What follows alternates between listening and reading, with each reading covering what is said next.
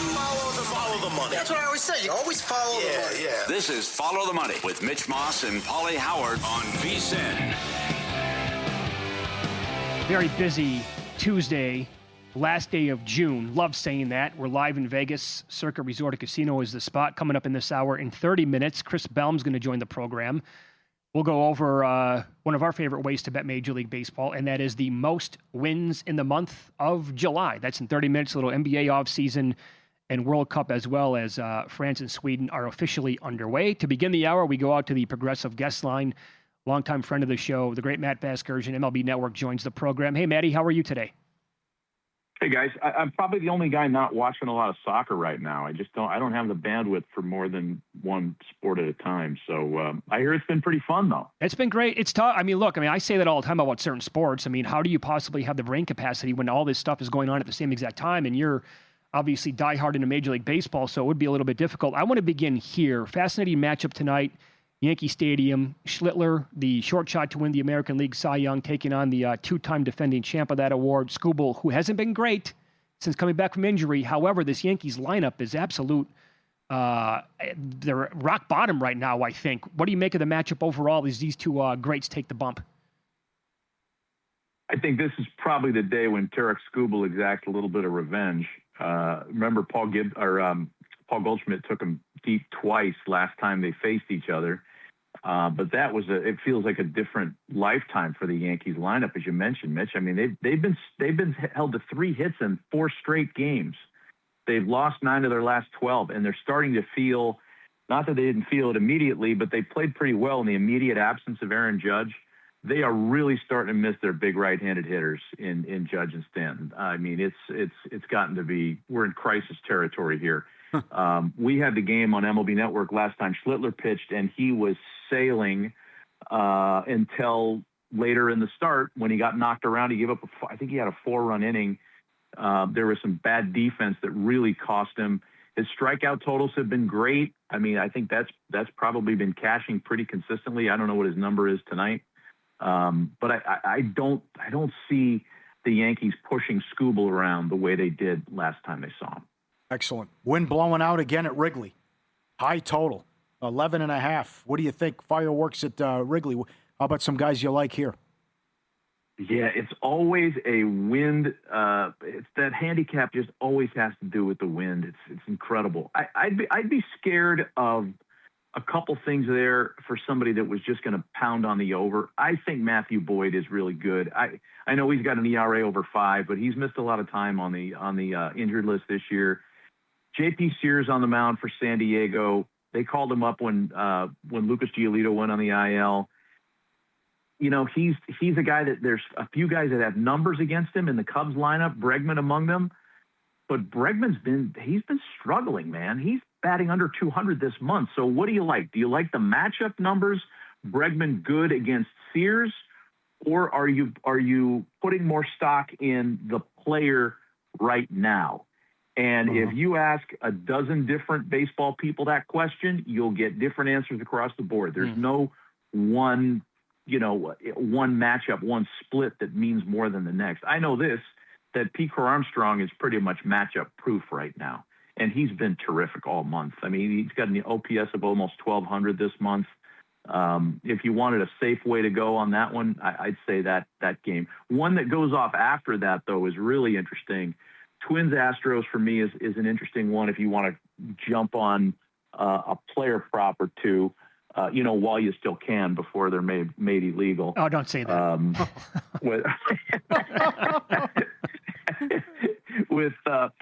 Mike Burrows goes for the Astros. His home numbers are really alarming. 8 starts at home, ERA over 7. And the damage has come against left-handed batters. Got an opponent's OPS almost 1,000 against lefties.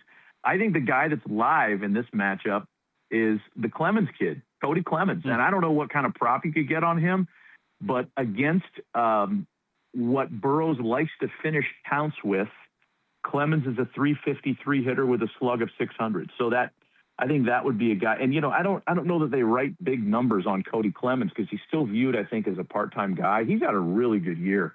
He's been great this year. Great value buy for the Twins. I think he's interesting tonight. I noticed that he has been blazing hot, so to speak, last couple of weeks, and I'm looking for a total bases prop right now. I'll get that for you here in a minute. Schiller's K-prop tonight for the Yankees, by the way, is 7.5. You can get plus money to the over, but that's pretty high up there for sure. Last night, the Phillies offense staked Aaron Nola to a 5-0 lead over Ashcraft, who was having a great season. Pirates came roaring back. Tonight, it's Bubba Chandler going for Pittsburgh against Philadelphia here, and Christopher Sanchez. Phillies are a higher than a $2 favorite. Anything stick out to you with this matchup? I think the left-handed hitters for the Phillies are in play here because Bubba Chandler against lefties, he's essentially fastball, slider, changeup. So if you, again, these are all free tools that are online. You go to Baseball Savant, which Phillies hit a fastball, slider, changeup combination the best, and Bubba has struggled against lefties specifically. So Harper and Marsh are the answers, and Harper homered against him last month. So you're not talking about a ton of sample size here.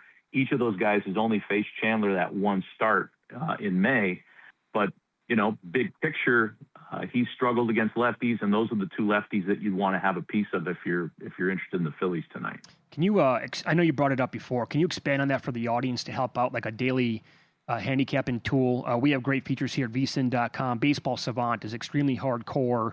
You saw some stuff that stood out last night in the Nationals game against the Red Sox, but what do you typically, what's some, I guess, concise tips that you would give here to the audience when you want to look at something like Baseball Savant on a daily basis? I think the easiest way to do it is you plug in the starting pitcher, and everything's searchable. You just put the starting pitcher in there, and then it gives you a whole host of things to look at. And all of it is really great, really high level. But specifically, it'll show you what pitches that guy throws and what the results have been against each of those pitches. And you can select it versus right and versus left to find the sample that's the most overwhelming, either good or bad. And I think yesterday was a great example. I kind of reverse engineered this today when I learned about, because I didn't watch the game last night, but when I learned about all the runs the Red Sox scored yesterday against the Nationals, and 2 first-inning homers kind of caught my attention. So Miles Michaelis against right-handed hitters has had trouble with his four-seamer and his sweeper. So in the bottom of the first, what happens? Wilson Contreras hits a four-seamer for a homer, and Caleb Durbin hits a sweeper for a homer. And both of those guys, as it turns out, had pretty good numbers this month against those pitches from a right-hander. So it's all searchable. And by the way, that's an interesting point too, because like Caleb Durbin was really struggling in the beginning of the season. He is a completely different hitter now. There have been reports that have been very interesting, I think, about him going to a personal hitting guy away from the Red Sox, completely reworked his approach, and 6 of his 7 homers this season have come in the last 2.5 weeks. He's a completely different hitter right now. I don't know if the markets are on board with that or if they're still writing total base props for him based on the big sample size starting in April. If they are, then you could probably get him every night at a half a total base, and he's not that guy anymore. He's a much better offensive player. Batting 7th tonight, tough to do total base props on a guy that might only get 4 at-bats, maybe even 3. But hotter hands that started slow are interesting to me in these things. That's great. By the way, Cody Clemens is, shop around as always. I'm seeing some national books as high as minus 125 on 2+ total bases. Other books are still offering about plus 115. Is that worth a bet in your opinion? I think it is, but that's a little higher than I thought it would be. I think I thought you'd get probably better number on 1.5 total bases on him. I was even thinking maybe somebody would write it at a half. But these books are sharp, man. They pay as much attention as the players do. I just like Cody Clemens' matchup tonight, so I think that's something that would be interesting. What about what Hunter Goodman's doing? Can you believe this? Yeah, I mean, in an Ohtani-less landscape, you might be getting some conversation around him as a down ballot National League MVP, but there are no such things as candidates for National League MVP because it's one guy, and the markets reflect that. So, yeah, it's amazing what he's doing, and I love the fact that he's doing some of it away from Denver too. Like, those guys that play in Denver, and Larry Walker had to hear this forever, and Todd Helton had to hear this forever. Inflated numbers because of their home ballparks. Not necessarily the case. He's a pretty good player. I'm glad he's having success everywhere. He was, I think, before last weekend, Pauly, 30 or 40 to 1 to lead the league in home runs. And after his crazy week that he had, Matt, I think he's down to like 8, 10, 12 to 1, something like that now. I mean, worth a flyer because, Kyle Schwarber usually gets his home run totals get fat in June. So if you believe in that trend, then who knows? He may slow down. I would still always back Kyle Schwarber in this one just because I just love the guy and he's a freak. And I think he's going to be the guy, and I know he's the shortest shot. But, yeah, why not on somebody like Hunter Goodman? Do we miss anything that you're looking at tonight? I don't. Dodgers are in West Sacramento, and that's anybody that goes up there is going to score. Yeah. I don't think they can write those totals high enough. I don't think they can write totals high enough for anybody playing the Pirates because their bullpen is a mess. And I think the other side of the Twins game, the other side of it's the Rays game actually that was interesting with Griffin Jacks. 24 strikeouts in his last 20 innings of work, 2 or fewer runs in 10 of his 11 starts, and still a guy that not many people know about because of the conversion he's made to a starting pitcher. The Rays are on the road. They're in Kansas City. They don't have as much success away from the Dome, but Griffin Jacks is interesting tonight too. Awesome as always, Matt. Thank you, and enjoy the games that we have tonight. Boys. Thank you. There you go. Matt Vasgersian, MLB Network. Up next, more World Cup action. We'll tell you who Nigel likes in the England-Congo match tomorrow and go over numbers on Morocco versus Canada coming up here on VSiN.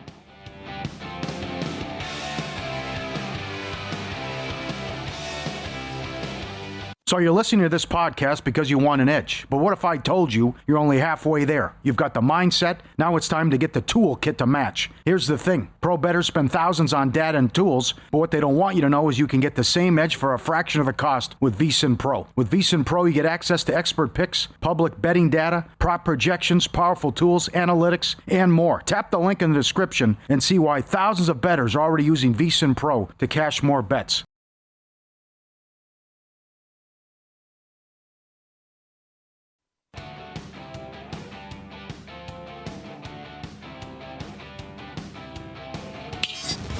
This is Follow the Money on VSiN. By the way, must point this out. Earlier today at Wimbledon, Serena Williams, after 4 years off, came back and she lost in 3 sets. She lost 3-6, 7-6, 3-6. But I watched a lot of that match here at Circa. There's no shame in that. To take 4 years off. And our producer, Luke, loves betting tennis. At some point, what was it, in the third set? Live, minus 250 to win the match. I would say tip of the cap to Serena. I would say the same thing about LeBron James, though, too. That you got the big announcement, two announcements. I told the Lakers, that's it, I'm going elsewhere, but I'm going to play another season. He's 41 years old and still doing it and putting up great numbers. That's the other thing. Yeah. That you're watching 2 all-time greats here, and to do this deep in their career, and LeBron still has it, and he's going to be heavily sought after with his next move. And this deal with Kawhi, this gets worse every time you look up and read something new with the Clippers, that there are still picks going out to OKC. Oh, what a disaster. Yeah, we'll expand on the NBA coming up out at a half an hour. But I'm glad you said that because Nick Whalen here on VSiN does a show called Prop Points Monday through Friday with Jeff Erickson at 1 o'clock Eastern Time. I'm going to get the exact tweet here. And I retweeted it a little bit earlier as well. I thought it was well done out of Nick. He said, Brandon Ingram, Darius Garland, and Keaton Wagler are in charge of not handing over a top 5 pick to the Thunder next season. Godspeed, fellas. Right. And there could be a penalty or two. Imagine if they take picks away or if there's a penalty for the aspiration thing. They haven't won a playoff series since 2021. Mm-hmm. Horrendous. All right, so VSiN.com, Nigel's been writing about a lot of the matches that he likes, and he tomorrow has England to win to 0 over DR Congo. He gave it out at minus 130. And then looking beyond that, as Morocco won last night in a banger against the Netherlands. These late goals. How about the pace of that match last night for the first, almost the entire first half? Yeah. I don't know how that was sustainable. They were absolutely at a frantic pace, but can Canada beat them? I don't think so. No. I don't think so and either. And the move is justified. So if you got the future tickets, that's a big deal to go from 50-1 as low as 18-1 now. Not only do you beat Netherlands, a good team, now you draw Canada. Yeah. And you got a great chance in the bracket moving forward. So down to 18-1, futures on Morocco. And, based on what I watched, I would say no. Again, it's hard to score. This thing go to extra time, whatever, but to sit there and play with your food and how bad they performed against South Africa, and they had the draw against Bosnia as well, Canada's not been impressive. I'll update the numbers here on France-Sweden. It's 0-0. They're in the 18th minute. So far, France has had possession 62% of the time. They have 2 shots to 1, and both shots were on goal. Sweden's shot was also on goal. That was it was a very easy stop for the goalie to make for France. Corner kicks, France, they've had 1, and total passes so far, 114-51. 87% passing accuracy so far for France in this match, and we have yet to have a yellow card. There. Tonight, I think it's going to be a really, I hope nothing happens. Yeah, that's what they're telling you. That's right. Mexico hasn't conceded the whole tournament. Total of 2, under -140. Great defense. Meat man, no goal scorer. What Malcolm said as well. Mm-hmm. So this could be the 3rd time we go to penalties already, or at least get to extra time. Yeah, Malcolm he bet before the tournament Ecuador because he said they never lose. So for them to be eliminated via penalties, which you can obviously still bet, and that number was around plus 850, I believe, tonight at Caesars is offering that right now. Probably other books as well, and prediction markets get involved there. Mm-hmm. This is Alex Crook, who's done a great job contributing here on VSiN with Talk Sport throughout the World Cup so far. His take on Mexico and Ecuador beginning at 9 o'clock Eastern time. This is a tough game for Ecuador. Mexico on home soil, albeit not the Azteca, but they don't lose Mexico very often. But they don't win many World Cup knockout matches either. They quite often advance to the round of 16 as it was, and then very quickly get sent home. I've got to tell you, the England fans who I've been speaking to, we've been mapping out our route to the final. I've mentioned that potential quarter with Brazil in Miami already. They're worried about Mexico in the Azteca. So definitely the England fans over here in New York and all around the States and back home as well, watching very late on television, UK time, they're going to be rooting for Ecuador. I think Mexico will squeeze through again in what could be a tight game. Mexico on pens. There you go. More penalty drama. Okay. So he likes one team, basically the same thing as we were talking about with Malcolm Bamford. I think I'm going to have to bet that now. Got to. I already have the goal scorer. Are you going to do BTTS with Brazil and Norway? I would think that's an explosive match. Yeah, I think so. And by the way, was that Mbappe who had a breakaway? Is that what happened he's here? offsides. He was offsides? Oh, no. They took it away? Yeah. They're not going to ring that one up. He has a big match. It gets great, really intriguing golden boot. Are they going to go to VAR here? Was he clean? No. No. It's the VAR. Nothing to see here. Ridiculous. That one was actually way too easy for him. There was a leak out. I don't know if he was cherry picking or not, but I hate that they're deciding matches. That's the thing that drives me crazy. What's that? The VAR. These are huge goals in extra time or late 90th minute, whatever, and the deciding games and knockout, who advances, all that stuff. Overall, Paul, do you have a strong opinion on penalty kicks? Matches getting decided by them? I know I asked you earlier with door 1, door 2. The further you go, I would think I have a problem with it. Once you get to like the Elite 8 or the semis, I would say you play till you win. But is also 30 minutes enough time? I know. You could be playing all day. I understand that argument. Yes. Tommy Smith, longtime soccer analyst, he was on Primetime last night. And his idea for a long time, he told Matt Humans and Tim Murray that he would prefer the penalty kicks before the match starts. That is a very intriguing idea. I think that changes the entire complexion of how a game unfolds. Really? Yeah, from the 80th minute on, I think that changes everything in a tight game. That's awesome. I think that's a great idea. So you know the outcome, and it puts emphasis on we got to get this done. There you go. Okay. Yep. Imagine that if you're down by a goal late, but you won the penalty kicks before the match started, how wide open that's going to turn into. Uh-huh. I'm all here for it, man, because and I agree with you. Like, the longer the tournament goes on, like, to watch those two teams last night, according to the rankings, top 7, top 8, and power ratings as well, Morocco and the Netherlands are, for them to meet in the round of 32, just kind of stunk for everybody involved. And for a team either side to get eliminated by PKs, I'm not so sure about that. But again, it can lead to parking the bus too with an overmatched opponent, which gives them maybe the only chance they have. Yeah. I do. Other people could say, well, what if you play a 4-hour match? You could. Yeah. With no goals being scored. But you could go to 45 minutes extra time too, maybe. Yeah. If you could do that. Yeah. I also think Morocco wins Saturday, July 4th. Brazil beats Norway. Again, that could be high flying and high scoring. Chances. Goals expected so far. Brazil number 1, Norway 4th. And I think Colombia gets past Ghana, and still the future's how that bracket can open up for Colombia. Yeah. And that's going to be brutal Friday night in Kansas City with the weather, but with the heat.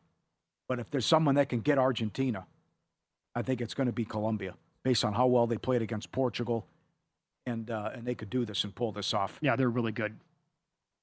They can give Argentina a run. Look at that right side of the bracket. I know. How good is that? Well, upper right is completely loaded to the gills. Because if we get, Brazil, Norway, Mexico, England, phenomenal. Argentina's got to pass the next 2 matches, and then they likely draw Colombia if Forum holds and chalk, and we get chalk. Yeah, sign me up for that match right now. Yes, that's great. And it is unfortunate what happened to Germany, because France would have been nuts. I still think France would have won. But this has really opened up for France now, too. Yeah. If they can get this done. I think, by far and away now, in that upper left of the bracket, France's most difficult opponent is going to be Morocco if they actually get them. Down low, lower left, I got to say that U.S. side, that is stacked, man. Portugal, Croatia gets probably Spain. Portugal and Spain, if they're going to meet in the next round, outstanding. And I do think... Yeah, they've both been disappointing at times. Yeah, I don't... Yeah, I'm some weird draws. In the same boat, but if they could play to their ceiling... Yeah. Because they obviously had very high expectations coming into the tournament. And now, again, how things have changed here. U.S. with the win is going to get Belgium, Senegal. That's not fun. That is... give us Egypt instead. Like it was... like 99%, or not quite that high, but you know what I'm talking about, all last week when that was the path. I'd take that every single time. But yeah, Brazil and Norway is, for the next round, elite matchup, man. What's the in-play with the total now? Where are we at? We're at 2.5, and then they have up the penalties. Match to go to penalties, 7-1 right now. 0-0 first hydration. July is here tomorrow. We will discuss most wins in the month coming up. Chris Bellm is going to join the program. We have multiple teams in pocket at this point, and we'll go over the process coming up next year on VSiN.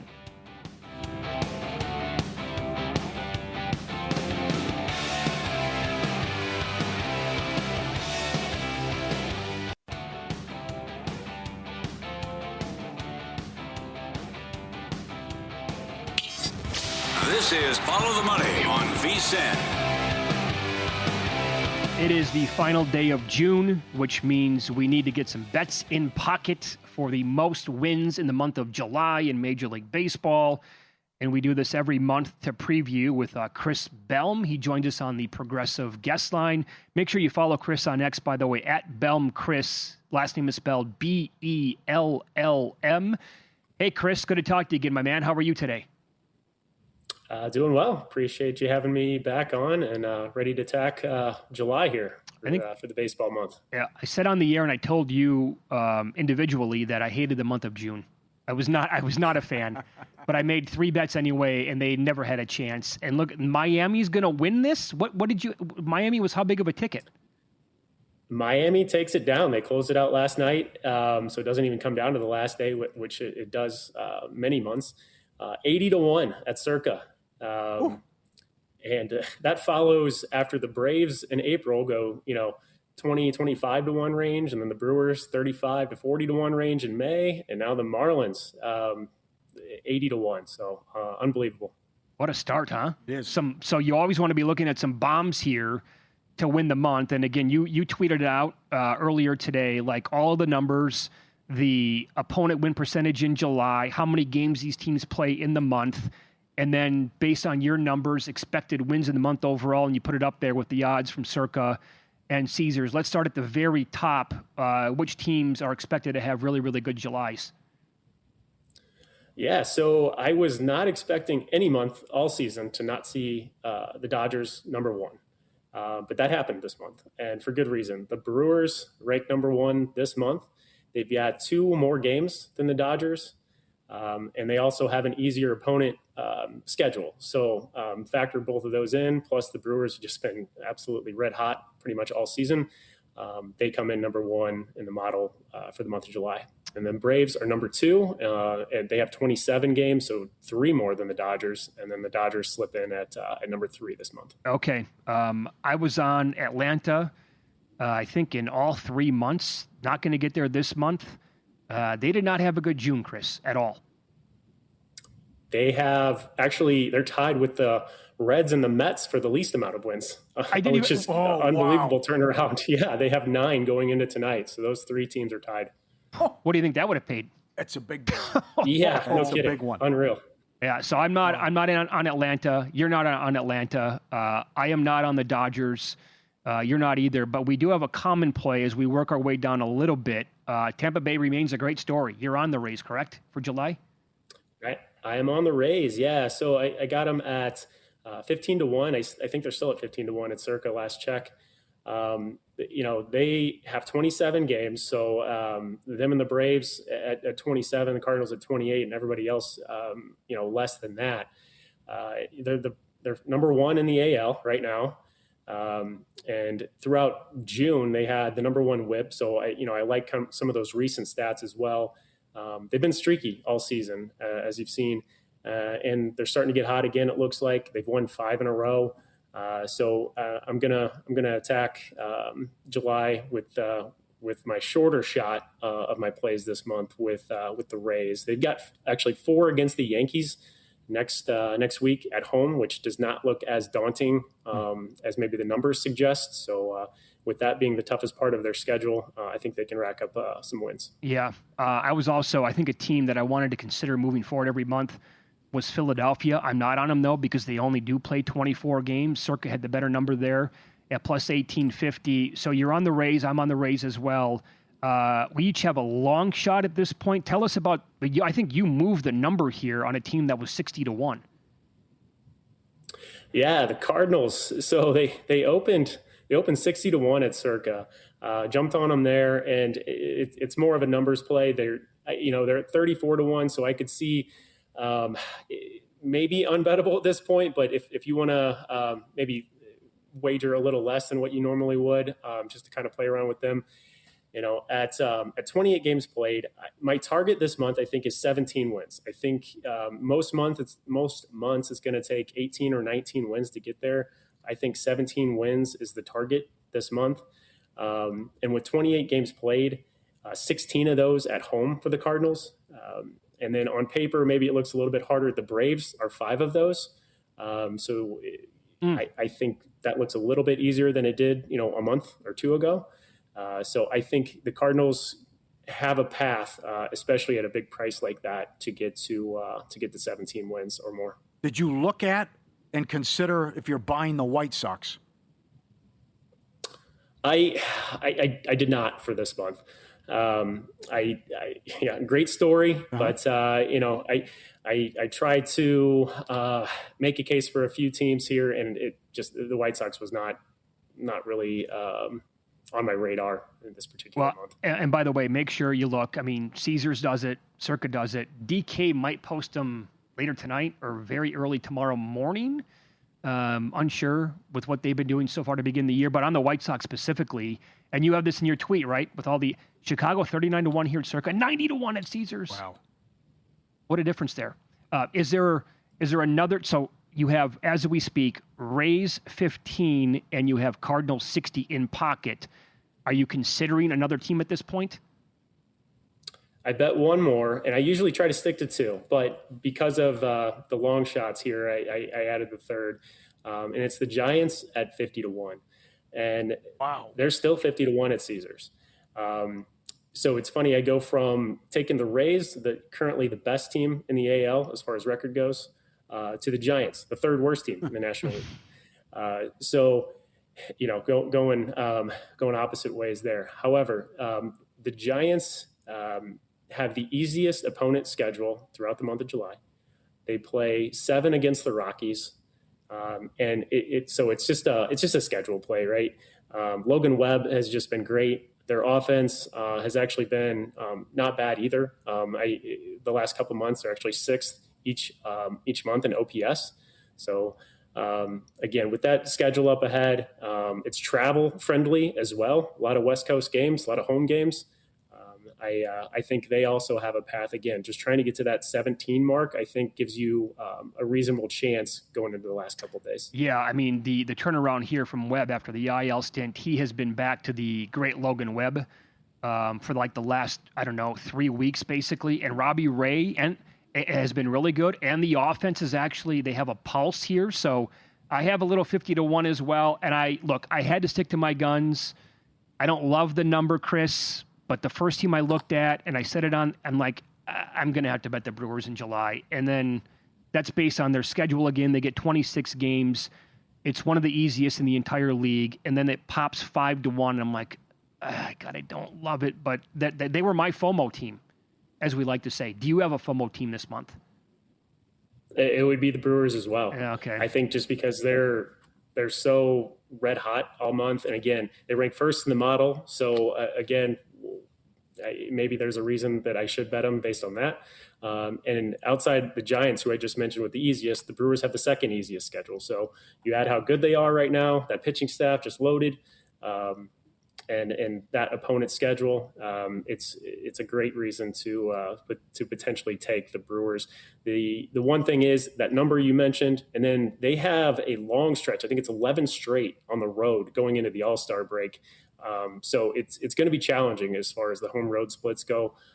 But maybe they could still get by. Good option. And like I said, hopefully, for as far as my bets go, it's another long shot that cashes here in July. Well, here's what I like about a little bit more with the Brewers. They got the Miz going tomorrow to open the month. Great.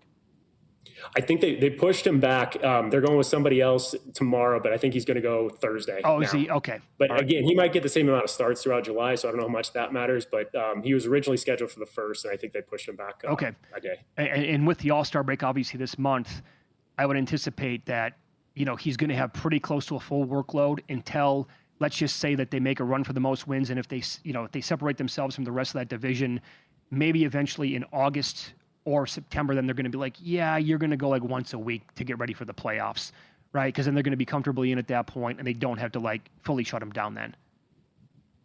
Right. Yeah. It's a funky month with the trade deadline here in July, the All-Star break smack dab in the middle.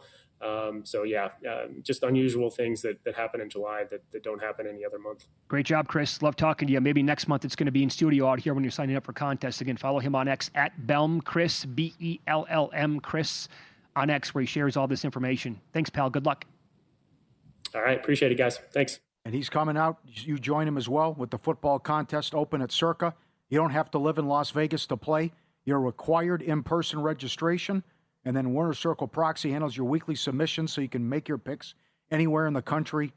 Winner Circle Proxy is VSiN's preferred proxy service. One trip, play all season long from anywhere. Schedule your appointment now, winnercircleproxy.com.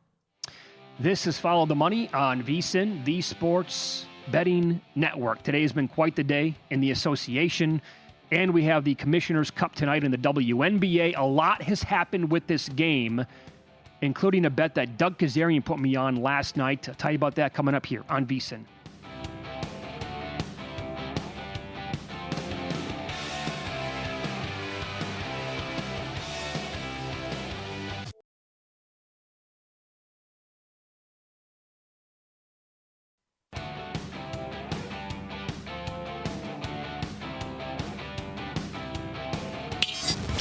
This is Follow the Money on VSiN. I'll tell you, bettors who I feel bad for right now. That would be, what did they just get one here? Got one coming, baby. Okay. Welcome back. Is it Mbappe? Boom. Boom. I was going to say, you can't make this up. Bettors who had France somehow in the first half to not get rewarded, I felt bad for you. They have been buzzing for 10 minutes. Oh, it's 68% possession. It's 15 shots to 2, 7 shots on goal to 1, 251 passes compared to 64. And it's just opportunity after opportunity, and they could not get one in. And then there you go with Mbappe, who gets one. Golden Boot, juicy. Very juicy. And Haaland has 5. Can he score? Can they upset Brazil? Oh, he's live if they win that match, yes, obviously. They are, yep. Mbappe now, 1 back. Messi figures to score on Friday. Minus 1,600 in play. 8-1 draw. 30-1 Sweden to win. 1-0, you're right, the timing in the 44th minute. Mbappe. I would say the paths that we have here for France and Argentina, right, it's going to come down to those 2 star players. Yeah. Because I think the path for Norway in that upper right of the bracket is going to be, and I have Holland at 15-1 to win the gold. I don't love the path. Yeah. I mean, you're playing the team ranked 36. If you win, you play Paraguay ranked 37th. Yeah. And we made them look ridiculous. What do you think France is going to do? Yeah, and then look at Argentina again. Yeah. Oh, yes, right. I mean, the coast is almost clear here. No doubt. You get to the Elite 8. Absolutely. The Mbappe, Haaland, parlays cash. You got there. There you go. And third time in 4 games now. Yep. Now, give me 2 Utahs. That's not going to get there. But that's for people who are getting greedy. Will Sweden score? Oh, they got an opportunity here right before halftime. No. Oh, wow. A double whammy for Sweden, and they can't convert. Too close for comfort. Come on. Excellent.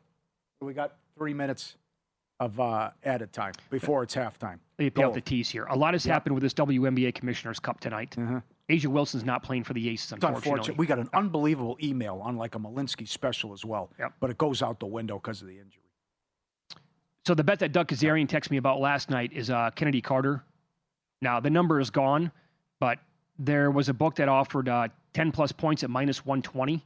At last check, her prop is 12.5.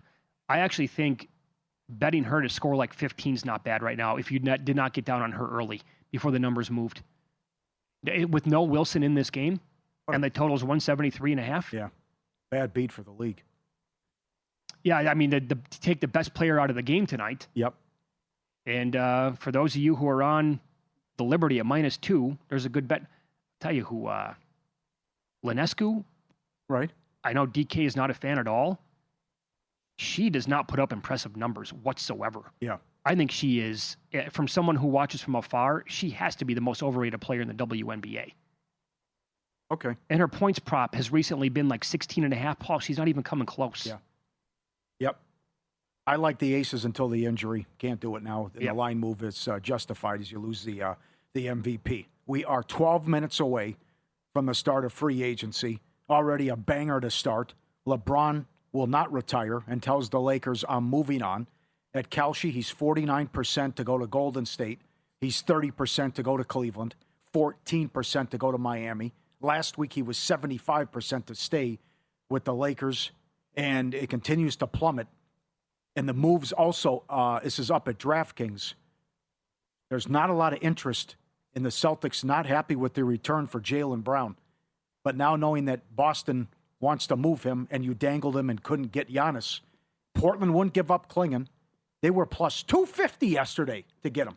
They are now drifted way out as they're out of the Jaylen Brown sweepstakes. I want you to say on the air what you told me about Boston media during the commercial break. Boston media, outrageous to say, come on, Portland, you won't throw in Klingon, but you wouldn't throw in Hugo Gonzalez to get a 2-time MVP and NBA champion. Right. And the guy averages 4 a game. And Boston media they liked that idea. Yes. Oh, you can't give up Hugo. No way you give up Hugo Gonzalez. You got to keep Shireman. Come on. Yeah. 4 a game. Stays with Boston, is now the favorite at Kelce. Yeah, 34% right now.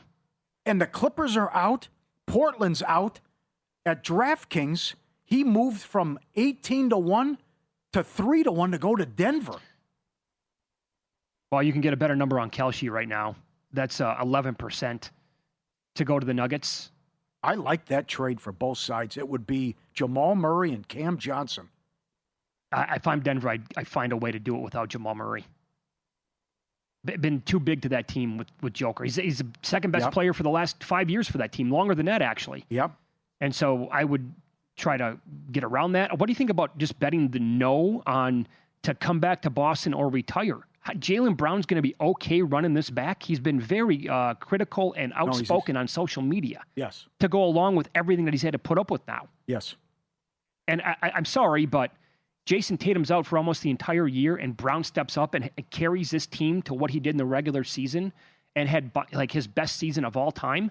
And now all of a sudden he's got to hear all this, but the analytics across the NBA and hey, no, we're talking to other teams and they're openly discussing it, and Stevens is not shy about it. Okay, this is one of the most interesting debates about what a guy has done production-wise, opposed to what someone's willing to offer to get him in his contract in the year he just had. Yeah. Because look at this. Shams reported earlier today they're getting 40 cents on the dollar return for the guy. Right. And he's just had an unbelievable season and led him to the 2 seed. But it goes back to the Bobby Marks, and Geltzeiler's on the show tomorrow, and Bobby Marks was on his show when he said it in a 4-minute clip. And, the context was it's not a great market for him, even though with what the analytics, or what the guy said with the seventh best player on the team, which is nonsense. But the on-off numbers, $300 million contract, it's fascinating. Well, I will say that when we were doing mornings, and this show was on Nesson every single day, huge Boston audience, when they signed into that deal, I was very strong against it. And I said on the air many times, it's the worst contract in the NBA. And then I had to eat those words as they won a title, and he was the MVP, and he was awesome, and it worked out. But I guess that strong opinion that I had is coming back to be kind of right now, because they can't move him because the contract is so, I guess, bad according to other teams. Yes. So they just completely, they now, did it pay off by winning a title? The one title that they have to show for it? Yes. But here we are a couple years later, and they are stuck the way it seems. Mm-hmm. Amazing how it all went full circle, basically. Yes. The blockbuster, Kawhi to Toronto, the big move, Raptors ready to contend, the first balance of power shifting trade. It's going to be, especially if LeBron goes back to the East, what this will look like. And that's a great acquisition for Toronto, and they didn't have to give up much in return, which I can't believe. Ingram was the big piece of that deal. And the other breaking news, or the big news, I don't know what LeBron's going to do. I would say Cleveland and then Miami. It'd be bad look to go to Golden State. But this is Brian Windhorst earlier today that forget about Anthony Davis trade. Washington doesn't want to move him.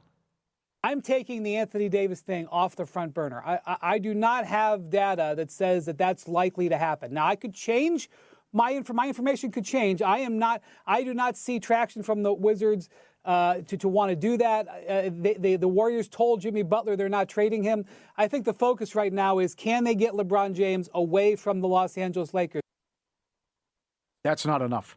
I don't think, because if you're looking around, I think that the Lakers are better than Golden State. And Washington loves him. This is now Mark Spears. They're not listening to any trade offers for him. He wants to get paid anyways. Right. After what they just gave that crazy contract to Trae Young. They have told Butler, we're not moving you. And the Wizards don't want to trade AD. So AD's not going to Golden State. Everyone was reporting yesterday it would be a package deal. Like LeBron's going if they get AD. Well, they're not getting AD.